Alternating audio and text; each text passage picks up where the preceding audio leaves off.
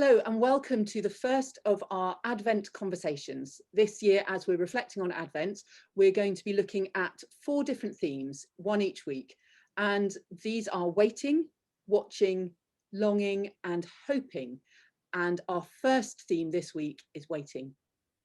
I'm joined by my friend, very good friend, Rev Dr Mark Laynesmith, who is the chaplain at Reading University.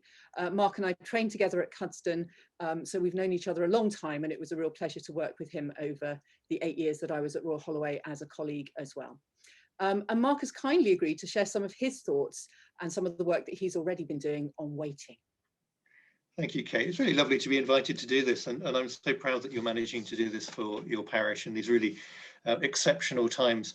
So Kate asked if I would share something around the theme of waiting, and actually I had something up my sleeve. I'd written a little reflection for our students on the theme of waiting, and I was inspired by a book which I came across in a monastery where I went on retreat probably about 10 years ago.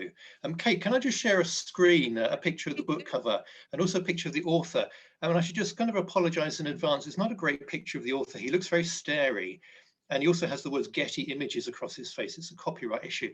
But what it tells you is that there's the only picture I could find of him online at all. He was actually quite a reclusive man, and he only wrote 3 books. Here is the chap I'd like to just mention in his book.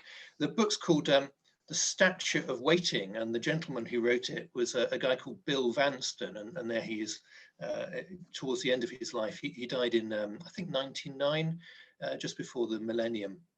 And I came across this book in a monastery, and it's got one central idea, really, and the idea sprang from Bill Vanston reading the Gospel of Mark. And he noticed that up until the story of Jesus in Gethsemane, Jesus is always the subject of a sentence. Those who are grammar Nazis will recognize what a subject is. You know, Jesus did this, Jesus did that. Whereas after Gethsemane, Jesus is never the subject of a sentence. He's always the object. Something is done to him. He suffers things, both kind of literally, he suffers in the Passion, but also he's just powerless.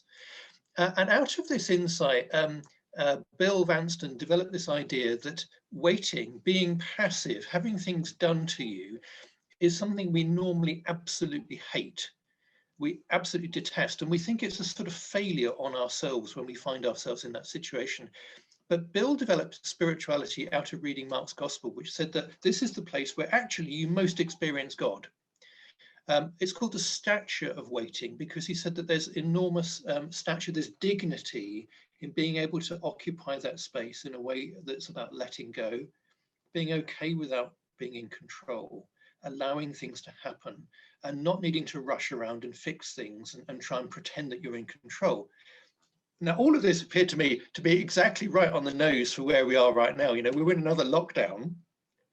And I don't know about you, Kate, but I find I'm surrounded by people who are desperate to try and establish control by doing things. Now, there's nothing wrong with doing things, of course. This is a nice example. But actually, doing things can often be a bit pathological. A while ago, we had, in our university, we had an appeal for volunteers.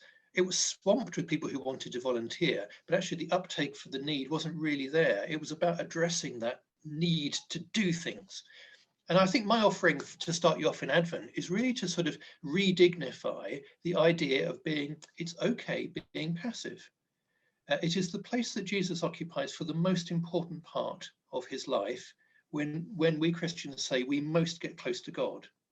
And we could develop out of this various practices about being still in prayer, letting go, postures like this in prayer. It's the way I try and pray. And it also reminds me a little bit of mindfulness when I teach mindfulness to my students. A lot of the time I'm teaching them just to be okay with not being in control. So my first offering to start you off is the stature of waiting and how waiting is actually a spiritual discipline in itself. Thank you. I think you're absolutely right in that chimes with most people's experience. And we're actually recording this the day before it goes out. So as we are speaking, we are waiting for government to make a decision on the tiers that the country will go into.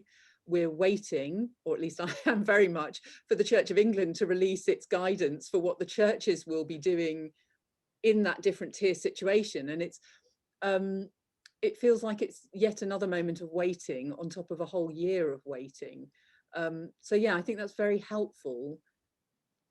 We do often see Jesus as, at the beginning of Mark's gospel, we have that kind of bounding sense of energy, don't we, of lots of things happening, lots of stuff being achieved. But yeah, that's a really helpful reminder that actually when Jesus's ministry is reaching its culmination, he is waiting and allowing human beings to act.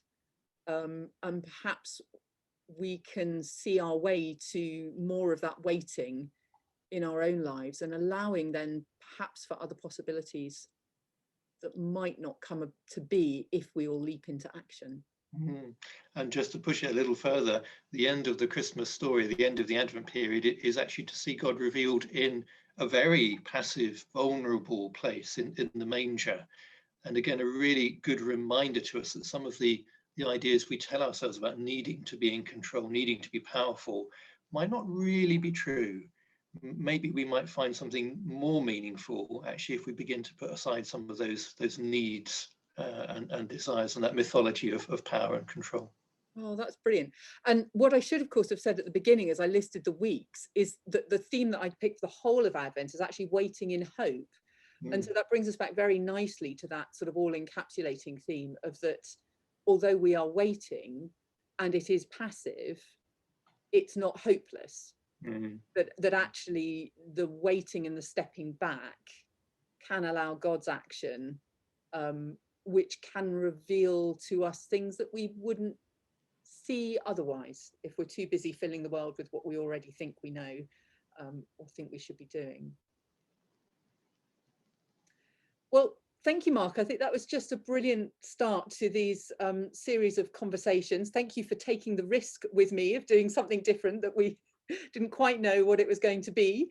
And I'm sure not only Vanstone's amazing eyes, but something of his work will stay with us as we make this journey through Advent in hope. Thanks, Cate. Thank you.